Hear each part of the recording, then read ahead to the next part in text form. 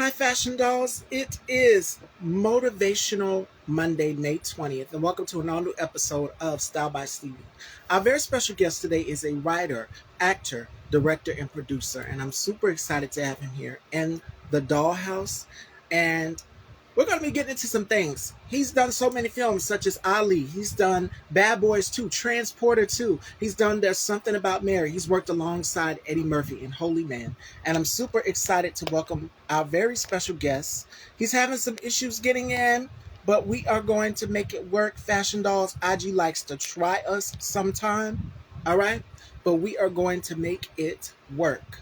I went back to blonde today. Friday, I had black hair. But today I said, you know what? Blonde would be perfect for this dress, this look. So everything is emerald green today. I wanted to do something that was very elegant, very classy. And this gown is definitely that. So we're waiting on Richard to get in so that we can get right into this interview, Fashion Dolls. Give it a second. He's trying to join. Okay, and what else has happened over the weekend? Um, I touched on it briefly Friday before we had our interview with Dakari. And now our very special guest is here, Fashion Dolls. Ladies and gentlemen, welcome to the Dollhouse. Let's give him a warm welcome, Richard Fitzpatrick.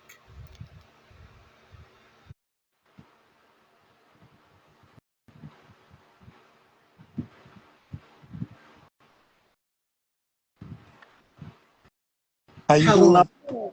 I'm doing wonderful. How are you? I'm good. I'm good, and thank you. Thank you for having me.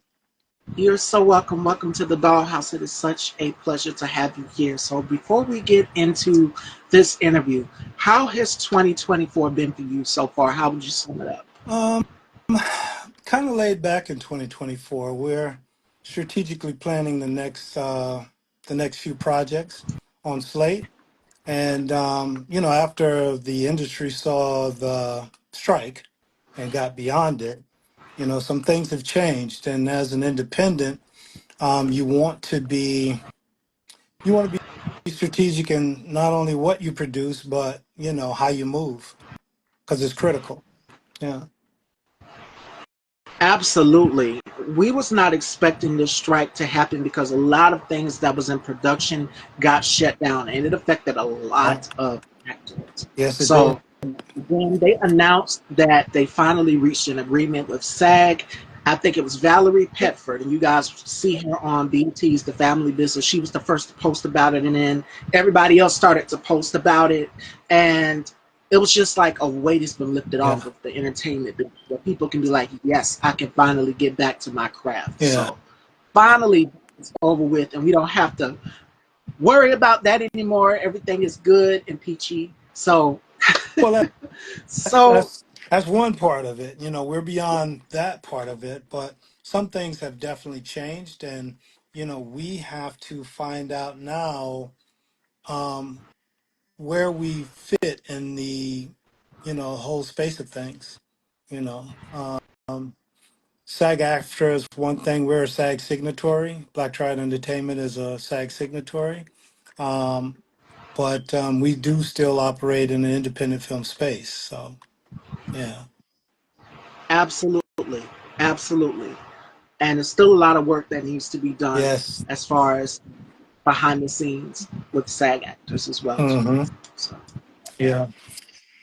now let's get into your journey because you've done. I've went through your catalog, your resume of work, and you've done some of the top hit Billboard films. Like all of these in the box offices have charted high, from Bad Boys 2, which we'll talk about. You've done Ali. You've done There's Something About Mary. You've done Holy Man. Oh yes, I did my research, You and did. I had to find out how much all of these films were total in the box office, and we'll get to that in a few. But this look is fire, sister. Thank you. Today's look, very special thank you to Melanie Nalama Bridges, who does my makeup, my beauty contributor here at Style by Stevie. Make sure that I am effortless every single interview. So I can't take credit for all of it. So you have to thank Melanie as well as myself, both of us creatively just come up with something. And today I wanted to do emerald green. So you guys have to see the look of the day. It is up. So thank you for that, darkness. But back to you, Richard. Mm. Your journey. My goodness. How did you get your start into acting? I This wasn't the direction I wanted to take. I initially wanted to pursue music, and during the course of my study, one of my professors suggested that I at least audition for a leading role with this company down in Fort Lauderdale. And I flat out laughed in her face and told her, nah, nope, that's not me. I'm more behind the scenes type of guy. I mean, yeah, I'll perform, I'll sing, but no, acting's not my thing. So I kind of thought that that was the end of it. And a long story short, when I went back to next quarter, she made it a part of my syllabus.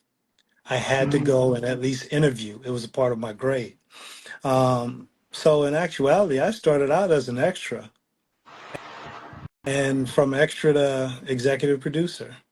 Ain't that And crazy? you've also done a lot of stunts as well too. As I was reading your resume at work, it said that you've done a lot of stunts behind the scenes as well too. So with that, from there on, what is it like being behind the scenes?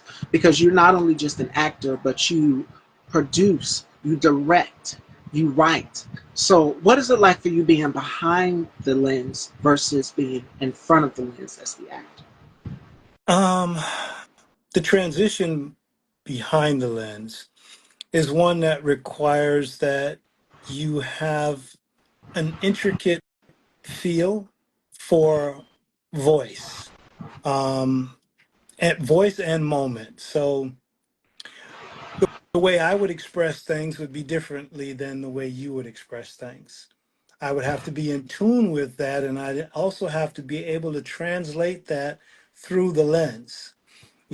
We've all seen films that were adapted from a book, and then we were like, the book was better. You know, it's because they failed at transitioning from the pages of the book through the lens. It's a different vibe.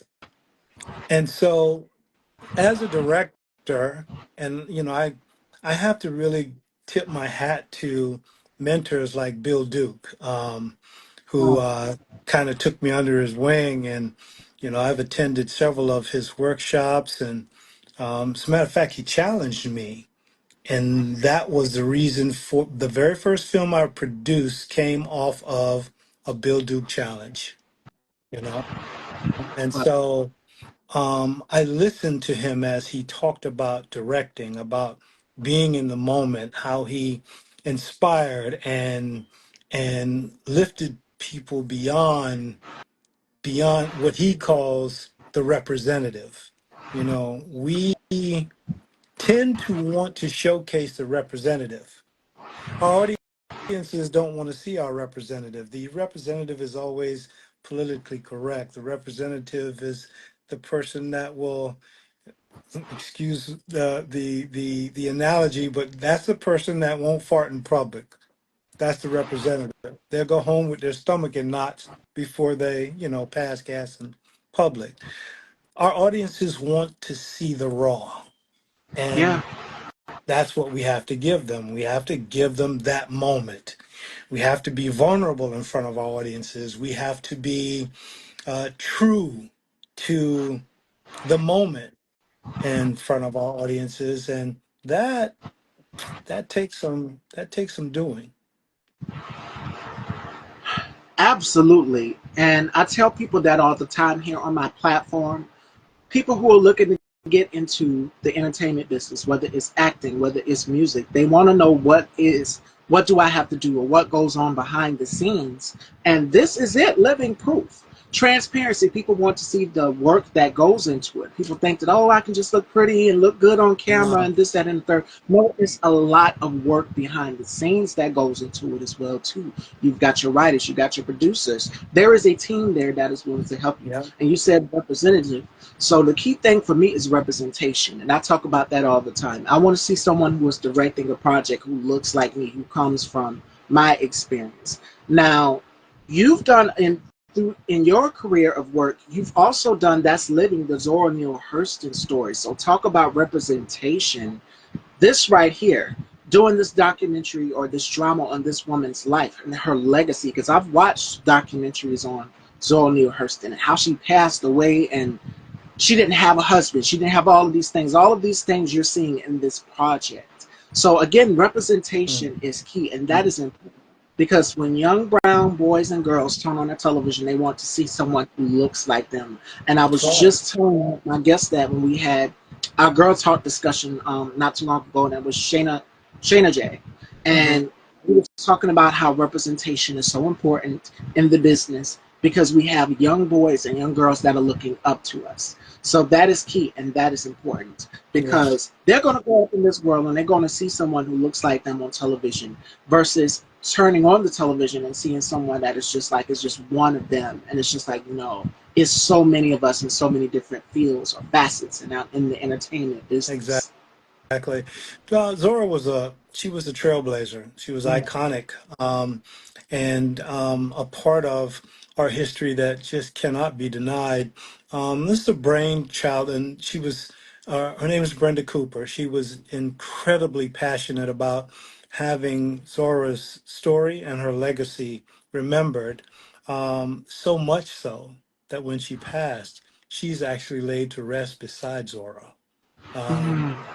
and so she pulled me into that project, and um, you could feel the energy. Energy never dissipates. It never goes away.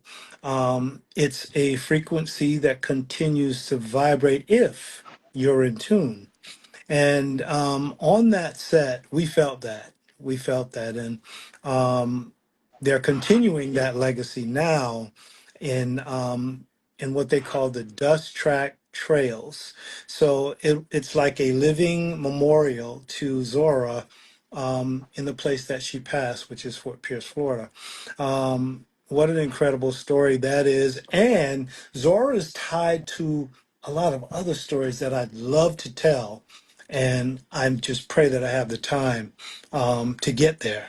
But there are a lot of different stories that are tied to her. The story of Ruby McCullum is tied to Zora Neale Hurston, and if it were not for Zora's writing, her story might have been different. Yeah. Absolutely. Now we talk about telling stories. You know where I'm going. The next story, because you were also a part of a iconic film, and that is Ali with Will Smith Yes. and Jamie Foxx in the film as well too. Now this Hmm. film garnered 87.7 million in box office. Did you have any idea? Because the film was shot in what, 2000? I want to say 2001, Yeah. 2000, around that time, and you were one of the you were in Ring, one of the ringers in there. So did you have any idea at the time that this film would be so iconic?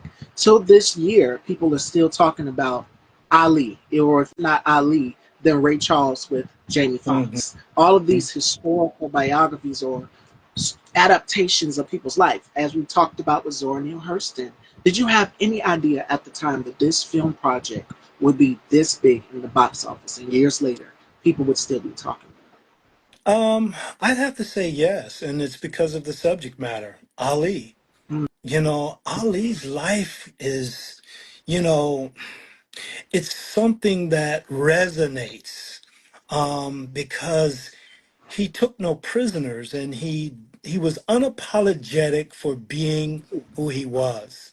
To be honest, I thought Will should have garnered an Academy Award for that performance. If you watch the film again and then watch the sports film of the iconic Phantom Punch, Will actually embodied that punch. If you lay them side by side, it is scary I'm how here. it look. I'm like, when I saw it, I was like, oh my gosh. And then the funny thing is, Will Will was still somewhat in character when he did Bad Boys 2. There are some scenes in Bad Boys 2 where you hear Ali, but you see Mike Lowry. Yes, So, what an incredible performance, and what an incredible life and legacy. Um, these are the stories, like you said, they need to be told because yes, these are the stories that say to us, we can, you know. And I would say to anyone that even though Ali said he hated training, he hated it, but he said he trained every day so he could live as a champion. Um, we have to find we have to find our passion, number one. But number two, it is important that we find our purpose. When you put both of them together, unstoppable. Unstoppable. But they've got to. I tell people all the time, if you're in this for fame or fortune, go find something else because this is hard work. It yes, is. You have to have a passion for this. You have to love this. And then the rest of it will come. And sometimes we fall into things we can say by happenstance or by accident, but I think in retrospect there are no accidents. I left investment banking to become, to get into music, and while studying music, transitioned to film and entertainment at the behest of, someone who saw something in me that I didn't see in myself. And then I developed a love for it because, let's face it, film does encompass music and a story, doesn't it? And yes. what is life? Life's a story. And my good sis, Darkness says, unstoppable, that's a powerful word. And I felt that when you said it. Yes. And that's what it's going to take to be in this business as long. And I was having a conversation not too long ago with Derek T. Tuggles, and we were talking about what it takes to have longevity in this business. And the key thing to having longevity in this business is originality, having your own personality and bringing the character to life that is so Yes, believable that people can either have two things. They can relate to that character or they can hate that that's right. character. Or they might know somebody who is similar to the character in their life. Hmm. So the viewers at home are taking something away from it. Now, you've mentioned Bad Boys 2. Now, let's get into that one, how much it grossed in the box office. 273 million worldwide, making it the 10th highest grossing film of 2003. And it Wow. was an ensemble cast. You had Will Smith, you had Martin Lawrence, and you had Gabrielle Union. Yeah. What was it like being a part of this ensemble cast? You know what? They made being on set comfortable. Um, they were all very approachable, and there was such a chemistry there. It couldn't miss. It just couldn't miss. Will is so down to earth. Yeah. He doesn't really buy into the I'm a celebrity. At least I didn't get that vibe. And um, that particular project, both me and my brother are in it. Um, they called me up and they said they gave me a description of someone they needed, and I called my brother and he was like, I don't do that stuff, man. He said, that's you. I mean, I ain't about to go down there and hang out with them folks, what he said, them bougie folks, and the lights, camera. I said, look, I'm headed over to your way. They need someone that, fits your description. You're going. And there was two or three conversations before I got to his house. And finally I kind of gave up. I was like, you know what? I'm gonna just go to set because he's gonna make me late. But then He called me and I said, listen, let me tell you something right now. I'm about to pull up at your house. Get in the car. We got a problem. Okay. So we get to set and they take him to wardrobe and then they start whispering, and pointing. And I'm like, oh, shoot. And what has he done now? You know what I mean? And so he comes out of wardrobe. I'm like, dude, what did you do? Did you say something to somebody? What's going on? And he's like, man, I ain't say nothing to nobody. What is your problem? I said, why are they whispering and talking about you? He comes to that. I just had to ask. They drop his picture and the picture of the guy that he was standing in for, and they look like brothers. See, But he I didn't want to go. Then comes the fact that they put us in these muscle cars, and we're driving these muscle cars, pacing these cars for that scene, and he's back there with a smile that's wrapped around his entire head because we love cars, and to the point where when we were pacing the shot for the final pull up or drive up, the guy on the cam was like, "Can we tell a guy in car four to stop smiling? It's supposed to be a thug." So he was back there just grinning. Oh man, I'm driving this car, and they all of the cars were outfitted with big block engines, and yeah, they could go. Yeah.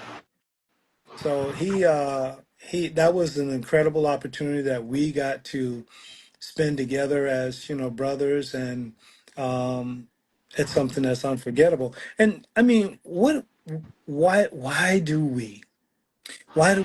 we love movies and cinema so much? Why?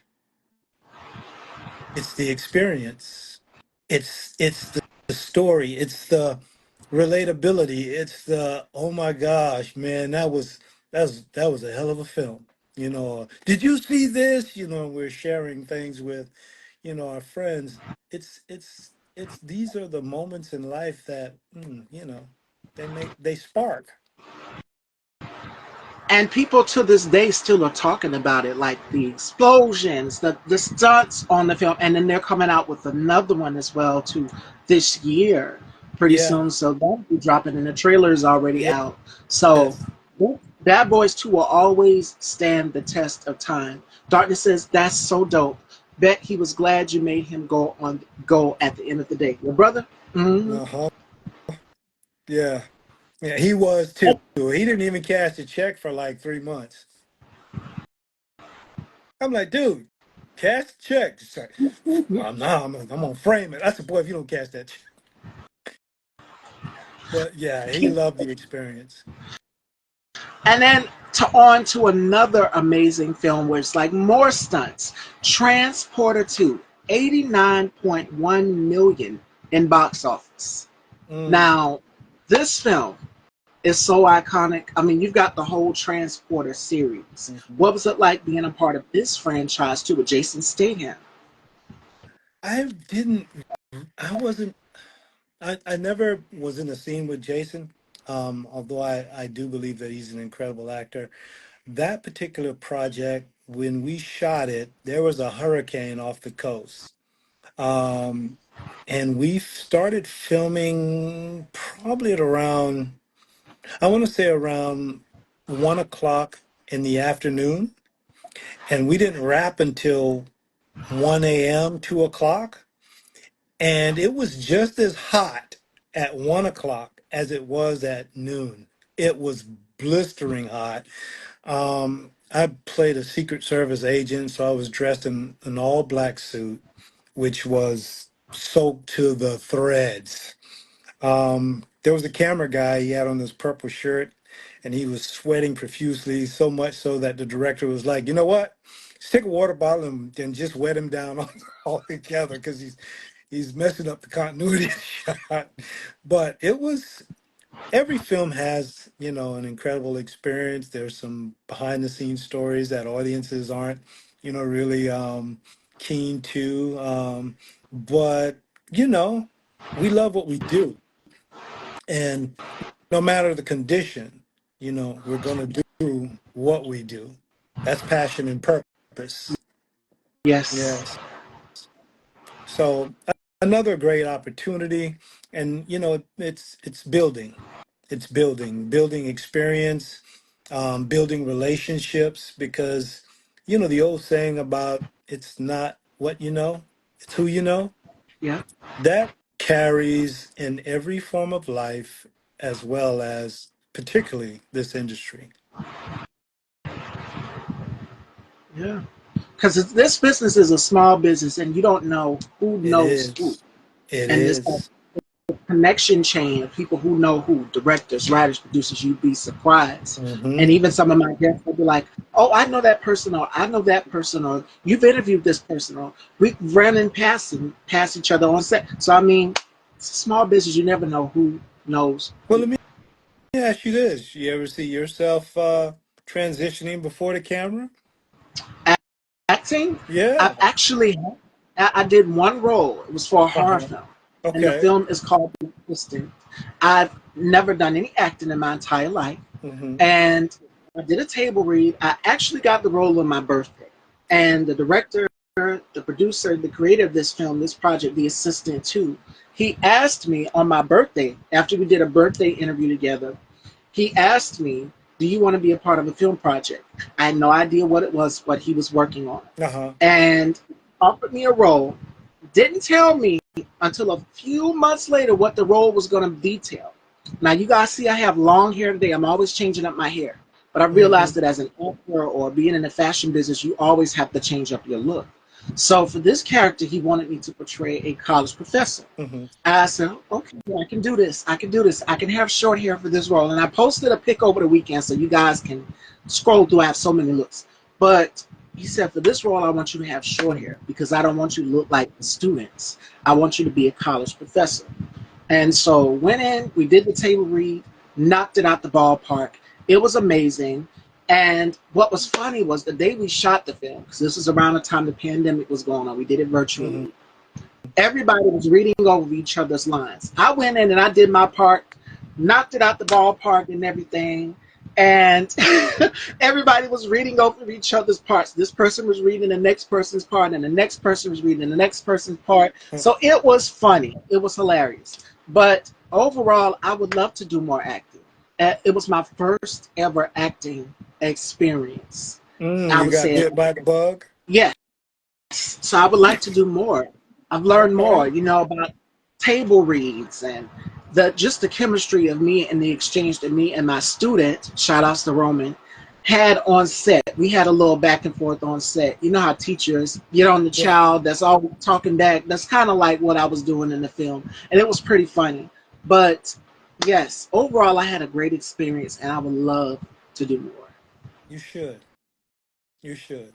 Yeah. Find any opportunity you can to get in front of the camera. You should. Because, And I I did an interview, this was years ago, and a guy asked me why acting and why film. And before I could even catch myself, I told him, I said, it's the only thing that a man can be everything he wants to be in one lifetime, and it's the closest we get to living forever. And he was like, wow, did you rehearse that? I'm like, no, that's just what it is. I can't tell you how many times I've been married. I can't tell you how many times I've died. I can't, tell you how many times I've, got punched in the face or whatever. I'm not literally, but um, it lets you explore who you are without judgment. absolutely. Because when you're on set and you're in character, wait a minute.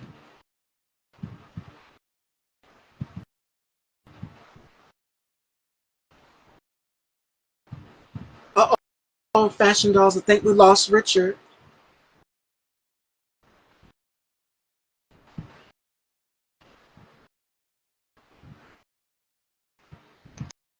I think we lost him. I think we lost Richard. Uh-oh. I think it just booted Richard off. I don't know what happened. Fashion dolls, can y'all see me? Can y'all still hear me? Let me know in the comments. comments below if you guys can hear me or if y'all can see me.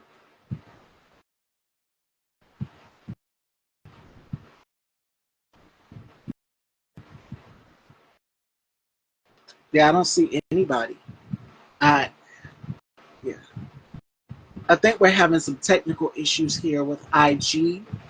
I'm not sure. So let me see if I can send this back to Richard to add him back.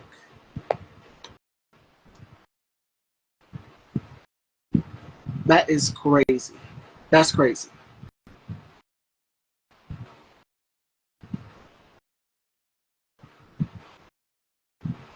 Or I think my live just kicked everybody out.